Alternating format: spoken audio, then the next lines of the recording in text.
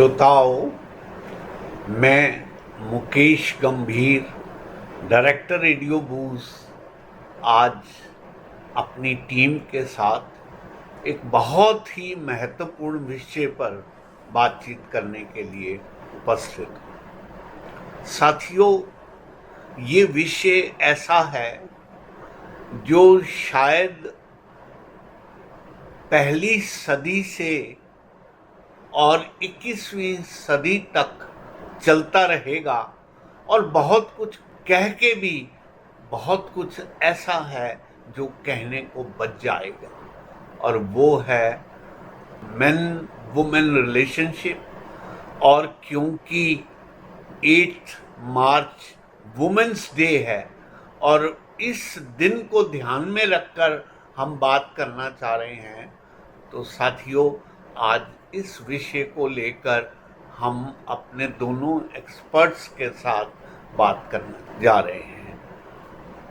सबसे पहले मैं डॉक्टर मनोज से आपकी मुलाकात कराना चाहूँगा, जो प्रोफेशन से एक डॉक्टर हैं, MBBS हैं, और उसके बाद इनका अपना अध्ययन भी है। डॉक्टर साहब, आप अपनी पूरी इंट्रोडक्शन स्वयं दीजिए ताकि हमारे सुनने वाले ये समझ सकें कि किस एक्सपर्ट से वो बात कर रहे हैं। जी, थैंक यू। सो मेरा नाम डॉक्टर मनोज पाल है। मैंने MBBS किया है और MD किया है प्रिवेंटिव सोशल मेडिसिन में, और 2 साल में साइकेट्री यानी मनोरोग की चिकित्सा जो होती है उसमें मैंने काम किया है। दिल्ली में एक बहुत ही नामी अस्पताल है, वहाँ पर मैं काम करता था, और इस दौरान मैं बहुत सारे मरीज़ों, साइकेट्रिक मरीज़ों से, उनके रिश्तेदारों, परिवारों से मैंने उनको जाना, और उनके अनुभव कुछ आज मैं आपसे साझा करना चाहता हूँ। धन्यवाद। डॉक्टर मनोज, हमारे साथ मैडम शैलजा तनेजा हैं, जो प्रैक्टिकल फील्ड में बहुत से ह्यूमन बीइंग्स, खास तौर पर लेडीज़ के साथ डील करती हैं, उनकी साइकोलॉजी को समझती हैं और उनके संतरास के बारे में भी बड़ी एक्यूट ऑब्जर्वेशंस रखती हैं। तो शैलजा जी, आपका भी बहुत बहुत स्वागत। और मैं समझता हूँ कि छोटी सी इंट्रोडक्शन आप भी अपनी दीजिए। ज़रूर। नमस्ते आप सबको। आज फिर हम इस प्रोग्राम में आपके सामने प्रस्तुत हुए हैं, और मेरा एक जर्नी रहा। अगर मैं प्रोफेशनल की बात करूं तो मैं मेडिकल डॉक्टर तो नहीं हूं, लेकिन जिस तरीके के प्रोजेक्ट्स पे मुझे काम करने का मौका मिला, जहां से maternal and child health, HIV के प्रोजेक्ट्स और कई तरीके के gender related projects, youth related, children projects, and इस तरीके के एक्सपीरियंसेस के बाद इन पैरेलल टू दैट मैंने अपनी तरफ से कई ऐसे इनिशिएटिव लिए जहां मैंने उस तरीके की जो प्रॉब्लम्स थी उनको समझने की कोशिश की। एक फेज़ ऐसा रहा जहाँ पे चाहे वो ओल्ड एज होम थे, चाहे वो ऑर्फनेजेस थे, चाहे वो इस तरीके के हिडन सेक्स वर्कर्स के ग्रुप थे, जहाँ जाके मैंने चीज़ों को समझा। कई ऐसे सेंटर्स में मैं गई जहाँ पर सब्सटेंस अब्यूज़ जो बच्चे या यूथ जो हमारी ले रही होती है, उनके किस तरीके के इश्यूज़ होते हैं, चैलेंजेस होते हैं, और तो और जो स्ट्रीट चिल्ड्रन होते हैं, चाहे वो NGOs में हैं, किस तरीके से ओवरऑल हमारी जो पॉपुलेशन है डिफरेंट एज ग्रुप्स में कैसे मानसिक और या हम कहते हैं ना इमोशनल या मेंटल चैलेंजेस के साथ वो जूझ रहे होते हैं, उन सारे एस्पेक्ट्स को समझने की मैंने कोशिश की। और साथ ही साथ मैंने मेंटल हेल्थ स्टडीज़ के ऊपर UK से कुछ सर्टिफिकेशन किए, और हमारे WHO से मैंने काउंसलिंग के सेशंस किए, सर्टिफिकेशंस किए, जो ओवरऑल मुझे आज उस लेवल पर एक बेहतर समझ देते हैं, जो मैं आप सबके सामने शेयर करने के लिए टाइम टू टाइम आती हूँ। डॉक्टर मनोज, इससे पहले हम अपनी बात को आगे बढ़ाएं, मैं थोड़ा सा आपको पृष्ठभूमि बताना चाहता हूँ, जिसमें ऑलरेडी हम लोग दोनों ने कुछ एक प्रोग्राम्स के ऊपर बड़े अच्छे से उनको थ्रैश किया है, बातचीत किया है, और मेन फोकस इस बात पे रहा है कि जो इमोशनल बैलेंस ऑफ लाइफ है वो किन किन फैक्टर्स पे डिपेंड करता है। कोई भी व्यक्ति अगर ड्रेल्ड होता हमें नज़र आता है तो उसके पीछे उसकी लाइफ में कितनी इमोशनल डिसइंटेग्रिटी रहती है उसको हमने एज वाइज बांट के अपने श्रोताओं से शेयर किया है। आज लकीली एक MBBS MD डॉक्टर हमारे साथ बैठे हैं और हमें ये सुअवसर मिला है कि हम मेडिकल पॉइंट ऑफ व्यू से भी इन सब बातों के बारे में थोड़ा सा जो उनका इफेक्ट रहता है उसके बारे में भी बात को समझें और वो बात करें। तो पहले मैं आपसे ये जानना चाहूँगा कि overall you being expert in psychiatry plus MBBS and MD, what do you give general observation of human personality's integrity on overall mental health? जी, I hope I am Yes, clear in sure, my sure, question. sure. Yes, sir तो अभी इसको अगर biological perspective से देखें yes, तो mental health genetics से भी डिटरमाइंड होती है। yeah. One of the important. One of the important thing is जैसा आप देखें कुछ लोग सेम इन्वायरमेंट में अगर पले बड़े हो तो भी वो अलग होते हैं, उनकी मेंटल हेल्थ अलग होती है। Yeah. तो मेंटल हेल्थ जेनेटिकली भी डिटरमाइंड होती है, Yes. बट मेजर फैक्टर इसका जो मेंटल हेल्थ का बनता है वो इन्वायरमेंट बनता है। इन्वायरमेंट में खासकर चाइल्डहुड पहले 2 साल कितना प्यार मिला है, Yes. कहाँ रहे हैं, Yes. कितना फिजिकल कंफर्ट है, Yeah. कितना लव एंड रिलेशनशिप रहा है हाँ, परिवार family में, members फैमिली कितने मेंबर्स हैं। कितने Overall, थे, हाँ। उससे फर्क पड़ता है। Yeah. उसके बाद अगर हम देखें तो चाइल्डहुड जहाँ बच्चा स्कूल जाता है Right. तो स्कूलिंग कैसी हुई, वहाँ कितना टीचर्स ने उसको सपोर्ट रखा है, हाँ। कहीं कोई बुलिंग तो नहीं हुई है, Yeah. उसका इम्पैक्ट पड़ता है। 5 साल के से लेकर 10 साल तक जो चाइल्डहुड होता है वो बड़ा इम्पॉर्टेंट होता है Right. इस एज में। उसके बाद एक एडोलसेंट का पीरियड आता है जब शरीर में कुछ बदलाव आते हैं, Yes. पुरुषों में, लड़कों में अलग आते हैं, लड़कियों में अलग आते हैं। इसका भी अलग से प्रभाव पड़ता है क्योंकि हार्मोन्स जो है वो मेडिकल जो मेंटल हेल्थ है उसको डिटरमाइन करते हैं। Right. जैसे मैं आपको एग्जांपल दूं कि जैसे मेंस्ट्रुएशन की शुरुआत होती है महिलाओं में, जैसे ही एस्ट्रोजन थोड़ा ऊपर जाता है तो ये देखा जाता है कि कुछ लड़कियों में डिप्रेशन की संभावना बढ़ जाती है। Right. अगर आप दुनिया भर में देखेंगे एडोलसेंट एज में करीब 17% बच्चे ऐसे होते हैं जो किसी न किसी मेंटल हेल्थ प्रॉब्लम के शिकार हैं। Okay. उसमें एक कंट्रीब्यूटिंग फैक्टर उनका जेनेटिक्स भी है, जी। Yes. हार्मोन्स भी हैं। Hmm. सिमिलरली जब महिलाएं 50 साल के करीब की हो जाती हैं, जब उनका हार्मोन लेवल गिर जाता है तो उनको मेंटल हेल्थ खासकर डिप्रेशन की संभावना बढ़ जाती है क्योंकि उनके शरीर में एस्ट्रोजन नहीं होता है, Okay. बनना बंद हो जाता है। तो आप देखते होंगे बहुत सारे लोग जब इस एज में पहुंचते हैं तो वो खुद ही बोलते हैं कि हम बहुत चिड़चिड़े हो गए Hmm.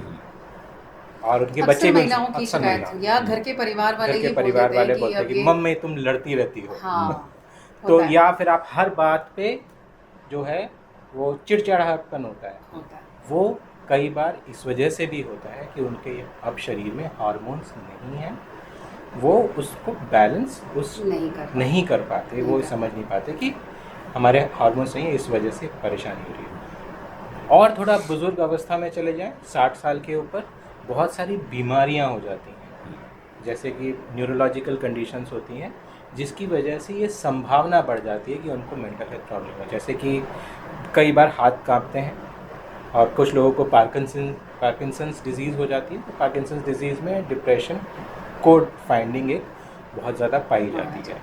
तो इस तरीके से अलग अलग एज ग्रुप में अलग अलग फैक्टर्स होते हैं, बट ओवरऑल अगर देखें तो मेंटल हेल्थ जेनेटिकली और इन्वायरमेंट ये 2 चीज़ के इंटरैक्शन से बनती है। और पर्सनालिटी किसी भी बंदे की वो शुरुआत में बनती है, यानी बचपन के दिनों में बनती है। ठीक। अगर किसी की पर्सनालिटी इम्प्रूव करनी है तो सबसे ज़्यादा इन्वेस्टमेंट बचपन में और एडोलसेंट एज ग्रुप में होना चाहिए। बिल्कुल होना चाहिए। शैलजा जी, आप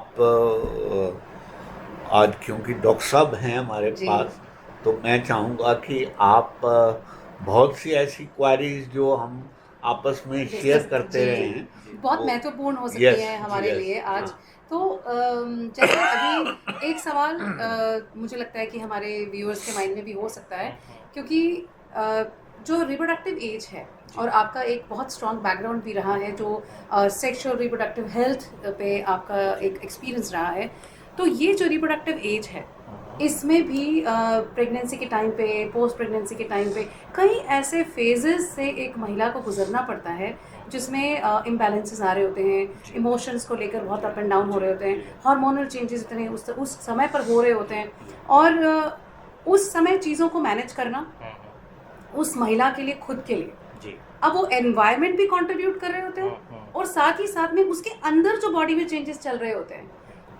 खासकर मैं उन लड़कियों के लिए ये क्वेश्चन करना चाहूँगी जो फर्स्ट टाइम एक मदरहुड की तरफ जा रही होती हैं। वो एक्सपीरियंस ऐसा होता है जहाँ उनको समझ नहीं, पता नहीं, जो सुन लिया, जो पढ़ लिया, जितना घर के बड़ों ने बताया उतनी उनको चीज़ें समझ में आ रही होती हैं, और स्टेप बाय स्टेप वो फेजेस चल रहे होते हैं। लेकिन ये पहला एक्सपीरियंस होता है, कई तरह के सवाल उनके अंदर चल रहे होते हैं, कई तरह के चेंजेस उनके अंदर हो रहे होते हैं। अब वो बेशक एक छोटा सा पीरियड है, हम 9 मंथ्स का लेके चलते हैं, लेकिन उसके बाद भी अचानक तो बदल नहीं जाती हैं चीज़ें। It takes time to get normalise. फिर वो स्लीप डिसऑर्डर शुरू हो जाते हैं, बच्चा छोटा है और कई तरीके के चैलेंजेस। अगर वो वर्किंग वुमेन है तो विंडो मिलती है एक पीरियड की कि 3 महीने 6 महीने, आप depending upon the organisation policy, उसके बाद आपको वापस आना है। अब ये मैं अभी इसी फेज पे रिक्वेस्ट करना चाहूँगी कि मुझे लगता है कि ये बहुत इंपॉर्टेंट है, ये वाला एज ग्रुप। तो हम डॉक्टर इस पे आपसे गाइडेंस चाहेंगे हमारे व्यूअर्स के लिए। adding to whatever she has mentioned, because for the first time the lady is going so many changes in her body, as well as the pain part, uncomfortableness, a very strange type of hatred, if I don't use this word, rather a disliking for her partner, it somewhere becomes obvious, and that hatred is being conveyed without mincing words as well.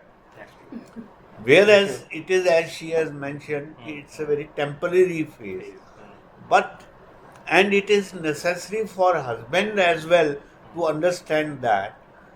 But at times the male ego doesn't allow him to absorb the shocks which she is getting. What do you say on this situation? तो sir ये perinatal mental health disorders, इनको हम medical terms में बोलते हैं, हाँ, ये बहुत कॉमन है। Yes. लगभग 5 से 10% महिलाएं, अगर आप किसी भी उसमें ANC में देखेंगे, 5 से 10% महिलाओं को कोई ना कोई डिसऑर्डर हो जाता है। Yes. ज़्यादातर ये होता है या तो प्रेगनेंसी के दौरान, सेकेंड ट्राइमेस्टर जब होता है तब, या डिलीवरी के तुरंत बाद। डिलीवरी के तुरंत बाद बहुत कॉमन है, इसको लोग आम भाषा में बोलते हैं बेबी ब्लूज़ हो गया। Yeah. ओके, बेबी ब्लूज़ एक तरीके का साइन है कि बेबी ब्लू हुआ है, तो ये डिप्रेशन में बदल सकता है, हो सकता है, हो सकता possibility है, इसके पॉसिबल होने के चांस ज़्यादा होते हैं। तो बेबी ब्लू बहुत कॉमन है। बहुत सारी महिलाएं जिन्होंने जन्म दिया होगा वो इसको महसूस किया होगा कि उन्हें कुछ अच्छा नहीं लगता, उनको नींद नहीं आती ठीक से। Yeah. कई बार जब ये ज़्यादा हो जाता है तो उन्हें अपना बच्चा ही अच्छा नहीं लगता, और ठीक। इस तरह के बहुत सारे केस रिपोर्ट हैं, और कई बार अखबारों में भी आपने देखा होगा कि माँ ने अपने बच्चे को मार दिया। वो मारने की वजह क्या है? वो मारने की वजह पोस्टपार्टम डिप्रेशन है। Postpartum depression, yes. तो ये कॉमन है। अभी हमारे सामने दिक्कत क्या है कि इसको हम रिकॉग्नाइज नहीं करते हैं। हम लोग जब होता है तो बोलते हैं अरे क्या हो गया, तो कोई बात नहीं, प्रेगनेंसी में तो ऐसा होता रहता है। नहीं, होता नहीं रहता है, लेकिन इसको आगे नहीं बढ़ने देना है। कुछ में मेल, जैसा आपने बोला कि हाँ ऐसा होता है कि उसका गुस्सा अपने पार्टनर पे निकलता है क्योंकि पार्टनर सबसे करीब है, Yeah. हाँ जी। पर उसका गुस्सा एक्चुअली सब पे निकलता है, और पार्टनर क्योंकि सबसे करीब है तो वो सोशली वो निकाल सकती है। Yes. दिक्कत वहाँ होती है जहाँ पार्टनर को ये नहीं पता होता है कि ये क्यों हो रहा है, और एक वो इसको अंडरस्टैंडिंग का लेवल भी understanding- Yes. नहीं है। वो उसको एज अ बीमारी ना समझ के इसको उसकी पर्सनैलिटी समझने लगते हैं। जी। और ये बात उस टाइम अगर वो बीमारी होगी तो वो ठीक हो जाएगी। अगर किसी को बीमारी है तो हम बोलते हैं दवाई ले लो, हाँ। ठीक हो जाओगे, ठीक हो जाएगा। हम उसको पर्सन को ब्लेम नहीं करते, लेकिन इस केस में तो पार्टनर भी और घर वाले भी हाँ। उस पर्सन को लाइफ लॉन्ग ब्लेम करने लगते हैं, जो कि अननेसेसरी है। जबकि वो एक टाइम ऐसा है जहाँ पर कंसल्ट करना चाहिए, जहाँ और पे जो भी साइंस हो रहे हैं, जो भी सिम्टम्स हो रहे हैं, जो भी शिकायत वो परिवार महसूस कर रहा है, उस लड़की के अंदर इस तरह के बदलाव जो कि ड्यूरिंग प्रेगनेंसी या आफ्टर प्रेगनेंसी, तो उनको लाइटली मत लीजिए। आप जिन भी गायनेकोलॉजिस्ट के पास जा रहे हैं उनसे शेयर कीजिए। एक राइट गाइडेंस एक राइट समय पर जो है वो ना कि सिर्फ एक इंसान को बट पूरे परिवार को भी कई तरीके के आने वाले चैलेंजेस से बचा सकती है। बचा सकती है। और इस पे सरकार की एक मुहिम भी चलनी शुरू हुई है, अभी सारे देश में तो नहीं बट कुछ जगह उन्होंने शुरू किया है, जहाँ एएनसी के दौरान हर एक महिला को पूछा जाएगा कि वो कैसा महसूस करती है, ताकि इन डिसऑर्डर्स को पहले से पहले डेफिनेटली। और हम भी जब मेंटल हेल्थ के ऊपर और इमोशनल वेलबींग के ऊपर वर्कशॉप्स करते हैं with different kind of audiences, तो मेरा सबसे पहला सवाल यही होता है, it's not how are you today, it's how are you feeling today. क्योंकि हमारी जो फीलिंग्स है ना, वो हमारा इमोशनल और मेंटल रिफ्लेक्शन जो है वो लेकर आती है हमारे आउटर वर्ल्ड के अंदर, कि मुझे महसूस कैसा हो रहा है, और जैसा मुझे महसूस हो रहा है क्या मैं उसको सही शब्दों में एक्सप्रेस कर पा रहा हूँ या कर पा रही हूँ। अगर मैं कर पा रही हूँ तो इसका मतलब ये है कि मैं कहीं ना कहीं चीज़ों को बैलेंस करने की क्षमता में हूँ। बिल्कुल। अगर मुझे पता है तो मैं उसको संभाल सकती हूँ, लेकिन अगर मुझे एक्सप्रेस ही करना नहीं आ रहा कि मुझे हो क्या रहा है, तो फिर वहाँ थोड़ा सा चिंता का विषय बन जाता है। एक सवाल सर मैं और करना चाहूँगी आपसे कि जैसे अभी हम कई तरह के जो सिचुएशंस हैं वो हम देखते हैं, और हम विमेन स्टे पे अगर फोकस करके चल रहे हैं, तो एक जेंडर बेस्ड वायलेंस एक ऐसा मुद्दा है जो कई सालों से हम देखते आ रहे हैं, लेकिन आज भी वो उतनी ही बड़ी परेशानी हमारे समाज के लिए बना हुआ है, और चाहते ना चाहते एग्जिस्ट करता है। समाज का एक बहुत बड़ा एक हिस्सा जो है महिलाओं का, जो इस तरीके के परेशानियों से गुजरता है। हम मेडिकल पॉइंट ऑफ व्यू से उस चीज़ को समझना चाहते हैं कि वो महिलाएं जिनको कि फिज़िकल वायलेंस या इमोशनल वायलेंस फेस करना पड़ता है, कई तो ऐसी पॉसिबिलिटीज़ होती हैं जहाँ पर कोई ना कोई उनको रीच आउट कर लेता है और उनके जो सिचुएशंस हैं वो सॉल्व हो जाते हैं।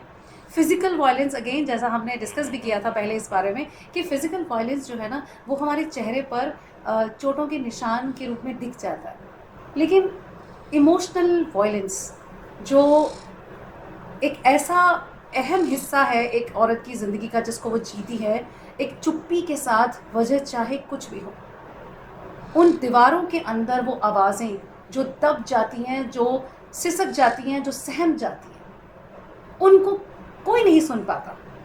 शायद वो औरत समाज की वजह से, अपने परिवार को बचाने की वजह से, या अपनी शादी बचाने की वजह से, या किसी भी वजह से एक फ़िज़िकल वायलेंस विजिबल है तो लोगों को पता चलता है, लेकिन एक इमोशनल वायलेंस जो लगातार उसकी ज़िंदगी में बना हुआ है, वो मेंटल हेल्थ का कारण किस तरीके से बनता है, मेंटल डिस्टर्बेंस का कारण किस तरीके से बनता है, और उसके लिए क्या कर सकते हैं, वो आप प्लीज़ हमें थोड़ा गाइड कीजिए। इसमें डॉक्टर साहब मैं ये ऐड करना चाहूँगा कि आप जहाँ इस बात पे प्रकाश डालें, I also help you to identify those situations and conditions where females are being tortured emotionally in one way or the other, but it should be equally seen from females' point of view as well,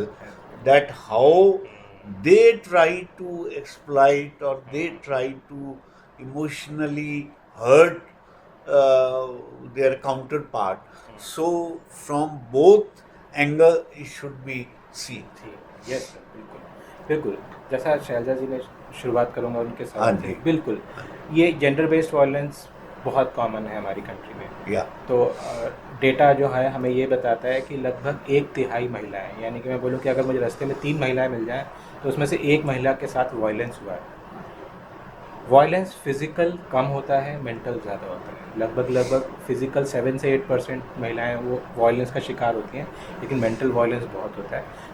इसको ना, क्योंकि वो कहते हैं ना, जो दिखता है वो बिकता है। या तो फिजिकल वायलेंस क्योंकि दिखता है तो लोगों को लगता भी है कि हाँ, ये तो इसके साथ प्रताड़ना हुई है। बट मेंटल वायलेंस जो ज़्यादा क्रूर है बिल्कुल वो किसी को दिखता नहीं है। हम्म, और वो एक ऐसी चीज़ है क्योंकि उसके साथ थोड़ा सा स्टिग्मा अटैच है, कोई दिखाना चाहता भी नहीं। हम्म, तो इसका बहुत बड़ा इम्पैक्ट पड़ता है लोगों की ज़िंदगी पे। हम्म, इम्पैक्ट कैसे, मैं आपको छोटी सी जैसे किस्सा बताता हूँ। जब हम कुछ एक आशाज के साथ कुछ गांव में गए थे, वहाँ एक शादीशुदा लड़की थी, लगभग 22 साल की। उसके साथ बात हुई तो लोगों ने उसके बारे में जो बताया कि जब शादी नहीं हुई थी उससे पहले तो बहुत चुलबुली थी, हम्म, बातें करती थी, बहुत हंसती खेलती थी। शादी करके भी थोड़े दिन चुलबुलापन रहा और धीरे धीरे चुलबुलापन ख़त्म हो गया। वो लड़की बहुत शांत रहने लगी, चुप रहने लगी। हमने लोगों से पूछा कि क्या आपको लगा नहीं कि ये चेंज क्यों आया? हम्म, क्योंकि जो चुलबुला रहता है वो चुलबुला रहता है, वो स्वभाव है वो ना। स्वभाव है उसका, बिल्कुल। तो स्वभाव क्यों बदल गया? तो किसी का ध्यान इस ओर था ही नहीं। उनको ऐसा लगता था कि हाँ, अगर ये शांत हो गई है, घर में सबकी बात मानने लग गई है, अब कुछ अक्सर कह दिया बोलते जाता है कि समझदार हो गई, समझदार हो गई। या एक परिभाषा दे दी जाती है पर उसके उसका हंसना उसके भी बंद दर्द हो को। गया, उसका मुस्कुराहट भी बंद हो गई। जब उसका बात करना ही बंद हो गया तो क्या वो नॉर्मल रही? नहीं। नहीं, और जब उसका पूरा असेसमेंट हुआ तो वो लड़की 2 साल से डिप्रेस थी। हम्म, उसको मदद की ज़रूरत थी, जिसको लोग ये समझ रहे थे कि जैसा शायद समझदार हो। तो अक्सर क्या होता है कि ये वायलेंस, और उसका जब और कारण जानना चाहा तो उसका हस्बैंड जो था माइग्रेंट था, उसके घर में जो ट्रीटमेंट होता था उसके साथ, ट्रीटमेंट कभी किसी ने उसको मारा नहीं, पर मानसिक तौर पे बोझ मानसिक था। तौर ये कह के तुमने ये नहीं किया, तुमने वो नहीं किया, इस तरह की कई बातें उसके साथ होती थी जिससे उसको डिप्रेशन हो गया। तो ऐसी स्थितियाँ अमूमन घरों में बनती हैं। कुछ लोग उबर जाते हैं, यस, कुछ लोग उबर नहीं पाते, यानी कुछ लोग डिप्रेशन तक चले जाते हैं, या। कुछ लोग डिप्रेशन तक नहीं जाते, लेकिन ज़िंदगी तो उनकी भी ख़राब है। खराब यस, है। सर, क्योंकि- यहाँ मैं एक चीज़ ऐड जी। करना चाहूँगी कि एक तो ना कार्यभार, जो घर के अंदर काम करने का रिस्पॉन्सिबिलिटी मैं कहूँगी कि ओवर कभी कभी उनके ऊपर हो जाती है, कई कई महिलाओं के ऊपर हो जाती है। और कई लड़कियां ऐसी होती हैं जो अपने आप को ना उस तरीके से, अगर वो काम नहीं करती हैं, जॉब नहीं करती हैं, तो इस तरीके से वो ढाल लेती हैं कि वो काम के अंदर ना झोंक देती है अपने आप को कि सुबह से लेकर रात कब हो जाए मुझे पता ही ना चले, और उसके बाद उनका दिन कैसे बीत जाए, ऐसे ऐसे करते करते उनकी ज़िंदगी बीतती चली जाती है। कुछ महिलाएं जब उनके साथ कुछ चीज़ें गलत हुई परिवार के अंदर, और वो उस दर्द के साथ में उन्होंने जीना सीखा, जी। है ना। ये हमारी संस्कृति में हम देखते आए हैं, हमारे संस्कारों में कई जगह लड़कियों को सिखाया जाता है कि सहना सीखो, और जो भी हालात है जिस तरीके के भी हैं, अपना घर बचाओ, अपना परिवार बचाओ, ये समझदारी का प्रतीक माना जाता है। अब कुछ तो ऐसे देखे मैंने जो बड़े सेंसिबल रहे और उन्होंने जो उनके साथ हुआ उसको समझ लिया और लाइफ चला ली, और समझदारी का प्रमाण देते हुए उन्होंने अपना जो शादी का एक ज़िंदगी था कई डेकेड्स का चलाया। जब उनके सामने एक नई बहू घर में आती है, कुछ तो वाकई में लोग ये समझते हैं कि मेरे साथ ये चीज़ हुई थी, अब मुझे ये पास ऑन नहीं करना है क्योंकि ये दर्द का मुझे एहसास है। लेकिन वहीं कुछ ऐसे भी लोग हैं जो कि अगर उन्हें दर्द मिला है इस तरीके का, तो उनको लगता है कि यही एक सही तरीका है चीज़ों को एक पैरामीटर में रखने का, दायरे में रखने का।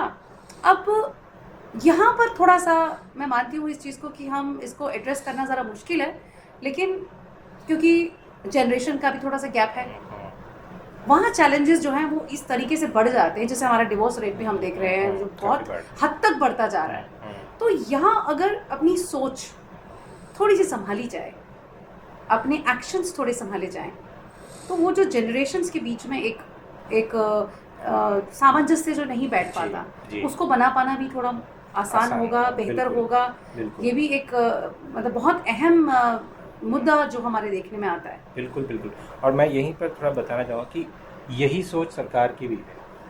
तो सरकार ने, department of women and child development ने एक्चुअली एक स्कीम शुरू करी है जिसको वन स्टॉप सेंटर कहते हैं, हाँ जी, जिसका मुद्दा ये है कि देखिए वायलेंस होता है, इमोशनल वायलेंस भी होता है, फिजिकल भी होता है, करना क्या है, हाँ, हेल्प चाहिए, बिल्कुल, क्योंकि वो आपस में अगर सॉल्व कर पाते तो सॉल्व कर लिया होता।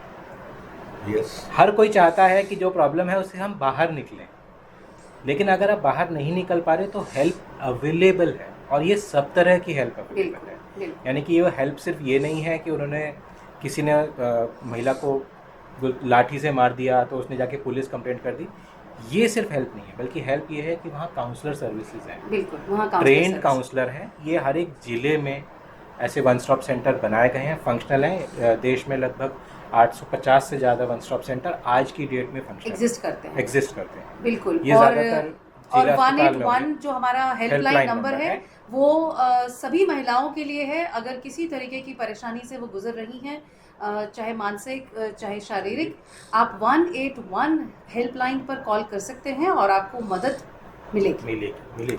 और ये बिल्कुल प्राइवेसी होती है वहाँ पे, यानी कि अगर आप चाहें कि आपका नाम कहीं पर भी उजागर ना हो तो वो नहीं होगा। कोई भी आके, अगर हमारे देश में कोर्ट को छोड़ के किसी को ये इजाज़त नहीं है कि वो वहाँ का डेटा जाके देख सके, वो तो किसी कॉन्फिडेंशियलिटी जो है वो मेंटेन मेंटेन की की जाती है। जी, और ये एक छत के नीचे सारी सर्विसेज हैं। अगर काउंसलिंग से बात नहीं बनती है तो वहाँ पर लीगल सर्विसेज भी उसी प्रेमाइस में दी जाती है, अवेलेबल है। वहाँ पर पुलिस की सर्विसेज भी उसी प्रेमाइस में दी जाती है। तो जैसा सिचुएशन होगी, कोशिश ये की जाती है कि जो प्रॉब्लम है वो रिजॉल्व हो जाए और परिवार हंसी खुशी रहे। या सबसे पहली स्टेप जो है ये लिया जाता है। डॉक्टर इम्पैक्ट उस पर भी पड़ता है हाँ, सर। please। एक चीज़ बस इसमें बोलना चाहूँगा, फ़िलहाल ये सर्विसेज मेल के लिए अवेलेबल नहीं है नहीं है, हाँ, अनफॉर्चुनेटली, लेकिन इस पे बड़ा कवायद चल रही है कि सेम सर्विसेज मेल्स के लिए भी अवेलेबल रहें, क्योंकि जैसा आपने कहा, जैसे शैलजा भी कह रही थी कि होता क्या है कि कहीं ना कहीं प्रोजेक्शन होता है। कुछ दिन तो दबा दबा के रखा गया, जिस दिन ज्वालामुखी फूटा उस दिन वो सब पे फूटे। हाँ जी, तो मेल्स को भी कंट्रोल किया जाता है, उन्हें भी इमोशनल ब्लैकमेल किया जाता है। अभी दिक्कत यह है कि मेल्स में होती है मर्दानगी, और मर्दानगी में हेल्प सीख करना लोगों को लगता है कि मैं छोटा हो जाऊंगा, जबकि मेरे हिसाब से अगर आपको दिक्कत है, हेल्प लीजिए बिल्कुल, और अपनी ज़िंदगी संवारिए, बशर्ते कि आप ज़िंदगी में घुट घुट के जीते रहो। बिल्कुल, यस। बजाय इसके। ये बड़ा इम्पोर्टेंट। और एक टाइमली मैं यहाँ ऐड करना चाहूँगी कि टाइमली हेल्प जो है वो बहुत ज़रूरी है। उसके लिए हम सब मिलकर ये प्रयास कर रहे हैं, और कई ऐसे ऑर्गेनाइजेशंस हैं हमारी कंट्री में जो इस बात का प्रयास कर रहे हैं कि हम अवेयरनेस क्रिएट करें, और अवेयरनेस के साथ साथ एक्सेप्टेंस क्रिएट करें। जहाँ पर अगर आपको किसी बात का ऐसा परेशानी महसूस हो रहा है, कोई ऐसे सिम्टम्स जहाँ आपको लग रहे हैं, आप हमारे नेशनल मेंटल हेल्थ प्रोग्राम को कनेक्ट कर सकते हैं। टेलीमानस का एक बहुत अच्छा ऐप है जिसको आप डाउनलोड करके रख सकते हैं, और ऑल्सो उनके कई इस तरीके के कॉन्टैक्ट नंबर्स हैं जिनको आप कॉन्टैक्ट कर सकते हैं, और अपने जो इश्यूज़ हैं उनको आप एक कॉन्फिडेंशियलिटी मेंटेन करते हुए डिस्कस कर सकते हैं और एक सॉल्यूशन मांग सकते हैं। फर्स्ट लाइन पे हमेशा काउंसलिंग अगर जो है एक ऑप्शन होती है। अगर काउंसलिंग के लेवल पर आपकी सिचुएशन अभी है तो वो बहुत छोटा सा एक टाइम फ्रेम के अंदर कई चीज़ें आपकी बदल सकती हैं, एंड देन धीरे धीरे करते करते थेरेपी, और फिर वो कहीं जाकर एक ट्रीटमेंट और मेडिसिन का एक प्रोसेस जो है वो आता है। लेकिन मेरा सुझाव फिर वही रहेगा आप सबके लिए कि समय रहते ही चीज़ों को संभाल लीजिए, समझ लीजिए और अपनी लाइफ को बेहतर बनाइए। बिल्कुल। और मैं इसमें एक छोटी सी चीज़ ऐड करना चाहूँगा, क्यों ज़रूरी है हेल्प लेना और प्रोफेशनल हेल्प लेना। एक जैसे मैं आप एग्जांपल देता हूँ, कोई बहुत डिप्रेस्ड है, उसके लिए ज़रूरी है कि तुरंत दवाई शुरू की जाए, क्योंकि डिप्रेशन से सुसाइड होता है। अगर आप देखेंगे कि 10 से 19 साल के एज ग्रुप में prime cause of death India में सुसाइड है। तो सुसाइड को प्रिवेंट कैसे करें? सुसाइड होता किस वजह से? मैक्सिमम डिप्रेशन की वजह से। तो डिप्रेशन कैसे प्रिवेंट करेंगे? एक तो हम सुधार लाएं अपने परिवार में, अपने रिलेशनशिप्स में। दूसरा, जल्दी से जल्दी डायग्नोज होना चाहिए और जल्दी से जल्दी एप्रोप्रिएट ट्रीटमेंट मिलनी चाहिए। कई बार मैंने ऐसा भी देखा है कि लोग दवाई नहीं लेना चाहते क्योंकि उनको लगता है क्या हमें हाँ। थेरेपी से नहीं हो जाएगा। या सॉरी, अब आपकी वो स्थिति नहीं है। नहीं तो अभी आपको पहले दवा थेरेपी असर ही नहीं करेगी, आप सुन ही नहीं पाएंगे, समझ ही नहीं पाएंगे। तो पहली चीज़ है कि अब आपको दवाई लेनी पड़ेगी। तो ये डिसाइड करना कि दवाई की ज़रूरत है कि थेरेपी की ज़रूरत है, अगर आप प्रोफेशनल हेल्प लेंगे आपके लिए ज़्यादा फ़ायदेमंद होगा। तो प्लीज़ लगे, जैसे ही लगे स्थिति हाथ से बाहर है, प्रोफेशनल हेल्प लीजिए। गवर्नमेंट की अवेलेबल है, प्राइवेट सेक्टर में बहुत हैं। बहुत सारे आज की डेट फोन में तो बेस्ड है। कई ऐसे ऑर्गेनाइजेशंस हैं जो कि डिजिटल टूल्स के उसके साथ साथ आपको एआई बेस्ड टूल के साथ कई तरीके की एडवांस टेक्निक्स के साथ में जो है वो मेंटल हेल्थ को एड्रेस कर रहे हैं। अगर आप रास्ता ढूंढने निकलेंगे तो कई तरीके के सॉल्यूशंस आपको मिलेंगे। चैटबॉट्स आजकल बहुत बन गए हैं जिससे आप चाहे तो मदद ले सकते हैं।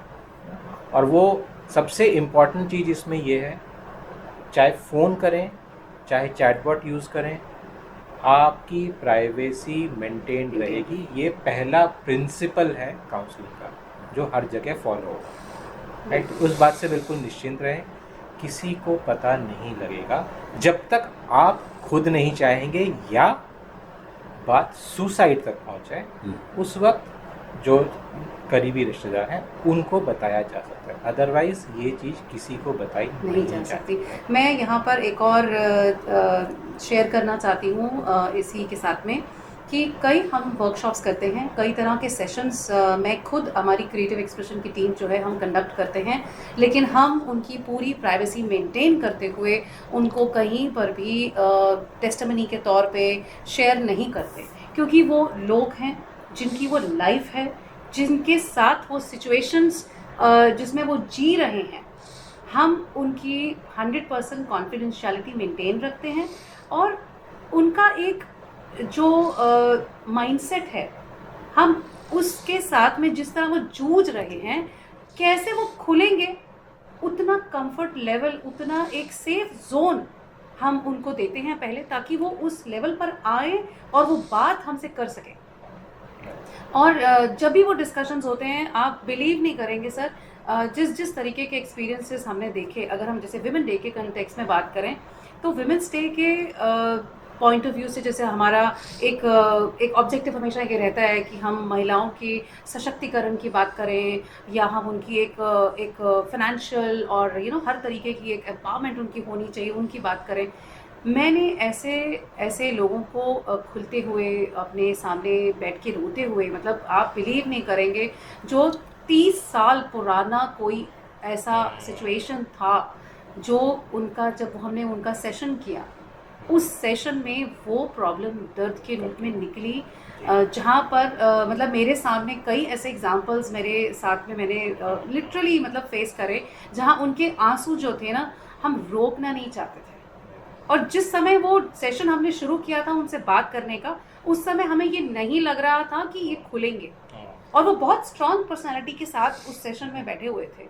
और हमने ऐसे भी जॉइंट सेशंस किए जहाँ पर हमने वो सेफ जोन क्रिएट किया, और कुछ ऐसे क्वेश्चंस और कुछ ऐसे जो एग्जाम्पल्स थे जो हमने शेयर करे उनके साथ। और साइड में बाद में उस सेशन के बाद जाके अलग अलग लोगों ने मुझसे अलग अलग तरीके से बात करी, जिसमें से एक पर्टिकुलर लड़के ने आके बोला कि उस सेशन में उसको कुछ ऐसे रियलाइजेशंस हुए जहां उसको लगा कि उसकी शायद कोई गलती है उसकी मैरिज को हैंडल करने में। मुझे ये बात बहुत अच्छी लगी कि अगर हमारे कुछ ऐसे सेशंस के थ्रू किसी भी इंसान को अगर उस रिलेशनशिप के अंदर उसके कंट्रीब्यूशन का लैग लगा, जहाँ पर, और ये बात बहुत अच्छी थी, मुझे इतना अच्छा लगा उस लड़के से ये बात सुनकर कि कई ऐसी चीज़ें होती हैं जहाँ पर रोज़मर्रा की ज़िंदगी में एक जो मेल पार्टनर है जो कि कई तरीके की रिस्पॉन्सिबिलिटीज़ वर्क फ्रंट पे ले रहा है, और जो वाइफ है वो घर संभाल रही है, वो कहता है कि जब हम घर जाएं और यहाँ पर चिक चिक मची हुई हो, तो वो चिक चिक, जैसा आपने बोला कि वो एक पर्सनैलिटी का डिसऑर्डर हम मान लेते हैं, किसी को एक टैग दे देते हैं, लेकिन उसका रूट कॉज क्या है? वहाँ कई तरीके के फंक्शनैलिटी वाले इश्यूज थे जिसके लिए उसने शायद आपको कॉल किया होगा, शायद आपको उसने ये चीज़ समझाने की कोशिश की होगी कि इस तरीके से ये चीज़ें मैनेज नहीं हो रही हैं। अब ये वर्क के जो प्रेशर्स हैं या कई तरीके के प्रेशर्स हैं, उस चीज़ों के साथ में वो आदमी भी अपनी तरफ से कई चीज़ें होल्ड कर रहा है कि मैं ये प्रेशर इन पे ना आने दूं, और वहाँ पर वो क्लैशेस जो हैं वो एक मैरिज को इम्पैक्ट कर देते हैं बहुत नेगेटिवली। और कई लोग जो इसको समझते हैं कि एक चुप्पी, अगर हमने शादी है और हमने डिस्कशन नहीं करा और बजाय झगड़ा करने के मैं तो वॉक पे चला गया, इस तरीके की जो चीज़ें होती हैं ना, वो उस समय उस चीज़ को टाल देती हैं। वो उस झगड़े को एक छोटे से चीज़ में जो सॉल्व हो जाता ना, उसको प्रोलॉन्ग कर देती है। अवॉइड करने से सॉल्यूशन नहीं है। solution। बात करना सॉल्यूशन है। हाँ, सामने वाले व्यक्ति का पॉइंट ऑफ व्यू समझना जो है वो ज़रूरी है। कई तरीके की जो चीज़ें हमको बहुत बड़ी लग रही होती हैं वो बहुत छोटे में सॉल्व हो जाती हैं, लेकिन बात वही है कि उनको समय रहते संभालना, समय रहते उनको डिस्कस करना। अगर न्यूक्लियर फैमिलीज़ हैं जहाँ पेरेंट्स, पहले होता था पेरेंट्स साथ में होते थे तो वो समझते थे इस बात को कि अच्छा ये बात इनके बीच में चल रही है, तो जो घर के माता पिता होते थे वो समय देखकर और सही एक बैलेंस बनाते हुए वो परिवार में एक सामंजस्य बनाने की एक अच्छी सीख दिया करते थे। लेकिन आज की डेट में पेरेंट्स कहीं अलग रहते हैं, बच्चे किसी काम के एंगेजमेंट्स की वजह से डिफरेंट स्टेट्स में रहते हैं। वहाँ रहने के बाद वो गाइडेंस, अब फ़ोन पे तो उतनी बातें उनकी नहीं होती, हालचाल पूछ लें उतना ही बहुत है। तो अब वो अपने अंदर जूझ रहे होते हैं और पीयर ग्रुप में वो डिस्कशन चलते हैं। एक ऐसे भी व्यक्ति मेरे पास आए जो रिटायरमेंट की एज पर है। रिटायरमेंट की एज पर जब उनके अपने बच्चे जो हैं वो बड़े हो चुके हैं और कई तरह के चैलेंजेस वो फेस करते हैं, उनकी वाइफ जो है वो भी इस एज में, जो आपने बताया कि एज, मिडिल एज के बाद ओल्ड एज तक आते आते कई तरह के उनके अंदर चेंजेस आ जाते हैं। अब उनको ये डर लगता है सोसाइटी को देखकर, सोसाइटी के एक्सपीरियंसेस देखकर, कि अक्सर बुढ़ापे में बच्चे उनको अकेला छोड़ देते हैं। और यही चीज़ें उनको बाकी लोगों से सुनने को मिलती है कि आप तो रिटायर होने वाले हो और इस तरीके से आपके बच्चे किस तरीके का बर्ताव करेंगे, कैसा आपको बुढ़ापे में सहारा देंगे कि नहीं देंगे, इस तरीके की परेशानी, इस तरीके, जबकि कुछ हुआ नहीं है, लेकिन उनके अंदर जो जो ख्याल चल रहे हैं अपने आप से, जो स्वयं से अंदर से आ रहे हैं, वो चीज़ें उनका एक्चुअली में मेंटल हेल्थ खराब कर रही है। जो एजम्पशन है, एक्चुअली में नहीं हुआ कुछ भी, लेकिन एजम्पशन है, उनसे आगे गए हुए रिटायर्ड लोगों की लाइफ को देखते हुए उन्होंने एक धारणा बना ली कि कहीं मेरे साथ या मेरी वाइफ के साथ ऐसा ना हो जाए। तो ये भी एक मेंटल हेल्थ का एक ऐसा फेज है जो ओल्ड एज में जाके हमारी जो महिलाएं हैं, माएँ हैं, वो ये इस फियर के साथ भी जीती हैं।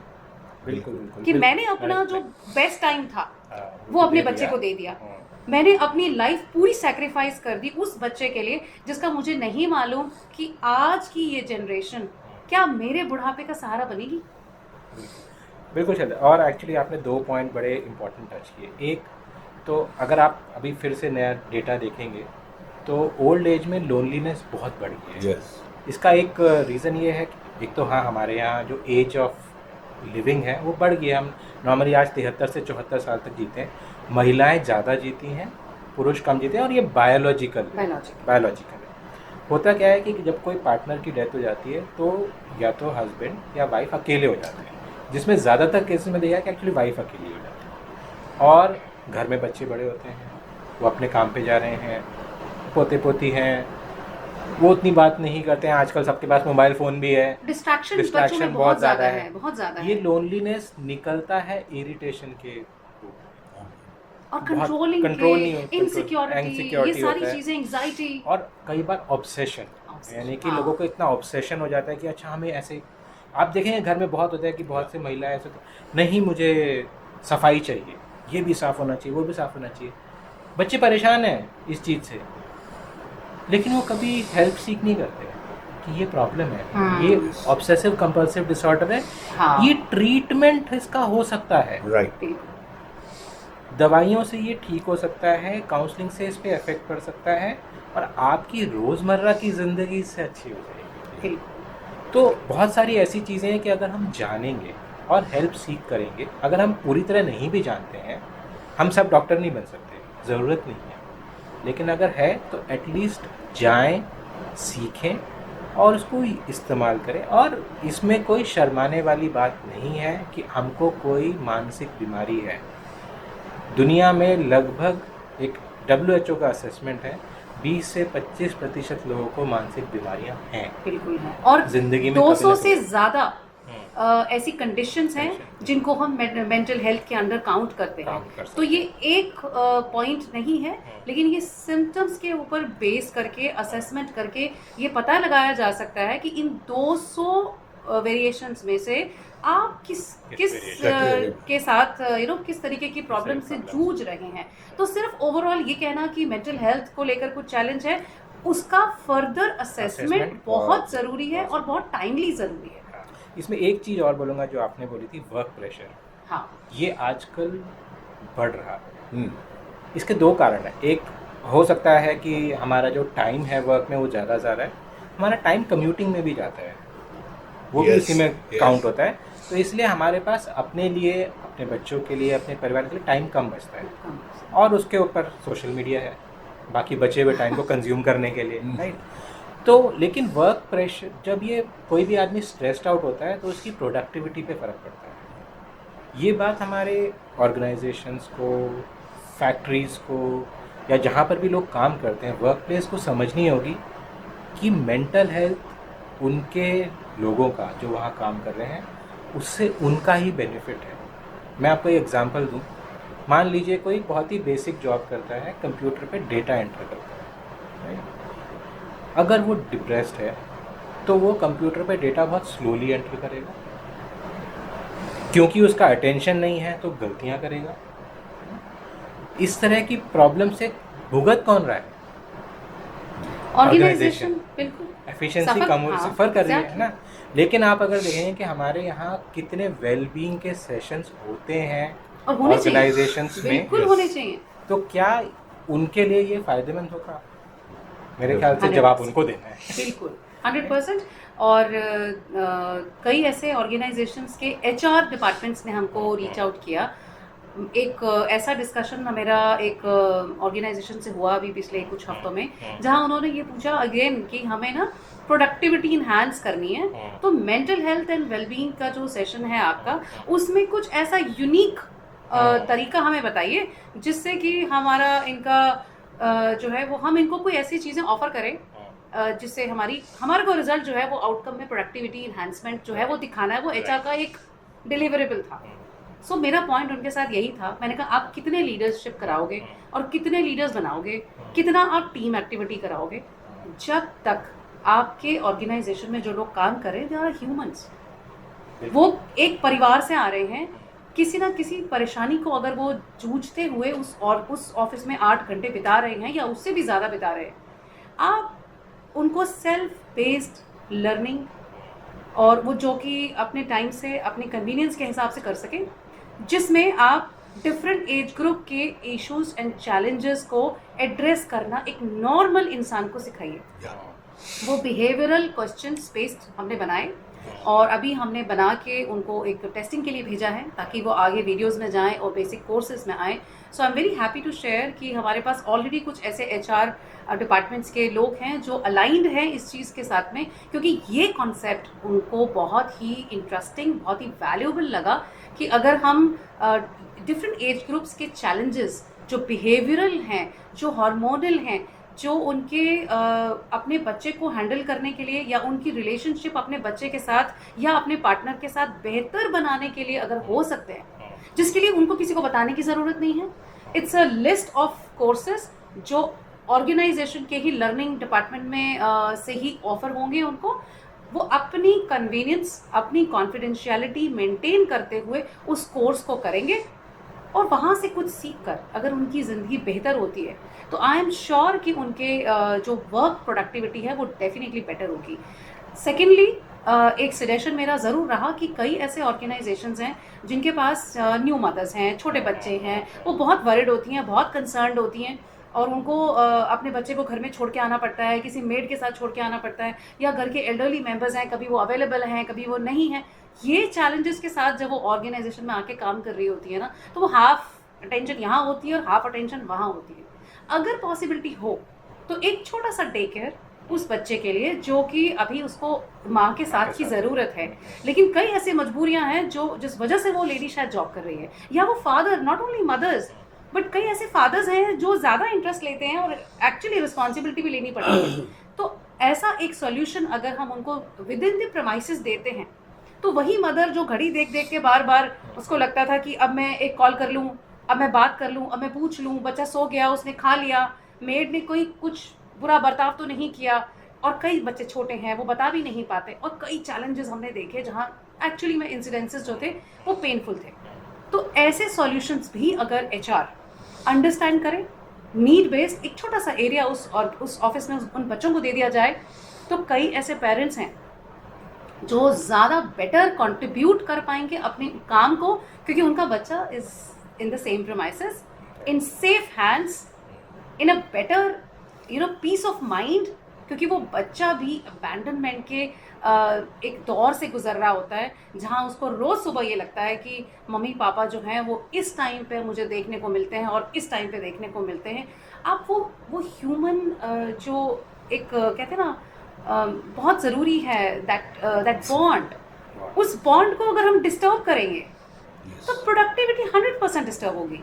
सो ये मेरा एक सॉल्यूशन है जो मैं ऑफर करना चाहती हूँ कि अगर हम सच में एक ऐसा सॉल्यूशन ढूंढ रहे हैं ना जो टेक्नोलॉजी और ह्यूमन दोनों को साथ में जोड़े, तो this is my suggestion. Right. सो क्रैच एक जस्ट एक लीगल रिक्वायरमेंट नहीं है। नहीं, लीगली रिक्वायर्ड, लीगल तो है ही, फैक्ट्रीज एक्ट में आता है क्रैच होना चाहिए, बट इसको इस नज़रिए से भी देखें कि ये आपकी प्रोडक्टिविटी इन्हांसमेंट टेक्निक है। एग्जैक्टली, मैं वही समझाना चाहती हूँ कि ये बहुत ज़रूरी है।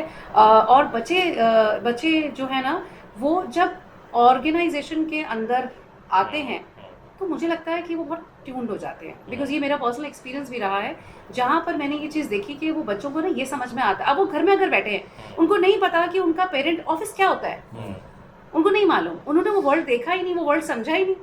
लेकिन जब वो आते हैं ना तो वो डिसिप्लिन सीखते हैं, वो एक डेकोरम मेंटेन करना सीखते हैं, और वो ब्यूटीफुली ना अलाइंड हो जाते हैं, और इतना अच्छा बैलेंस उन बच्चों में देखने को मिलता है। पेरेंट्स के अंदर इतना एक कामनेस होती है काम करने के टाइम पे। This is actually a very good solution. तो श्रोताओं, हमने अभी 2 एक्सपर्ट्स को सुना, और ये भी पॉइंट बनाने में हमें मदद मिली कि किस तरह से इवन टॉडलर्स को भी, उन बच्चों को जो ग्रो कर रहे हैं उनके साथ किस तरह से इमोशनल रैपट बनाते हुए हम अपने कैरियर में भी आगे बढ़ सकते हैं। अंततः मेरा मानना ये है कि जितना भी आप इन समस्याओं के प्रति जागरूक होंगे, उतना आप इसके प्रति बहुत ही सफल ढंग से इस समस्या को हल कर पाएंगे।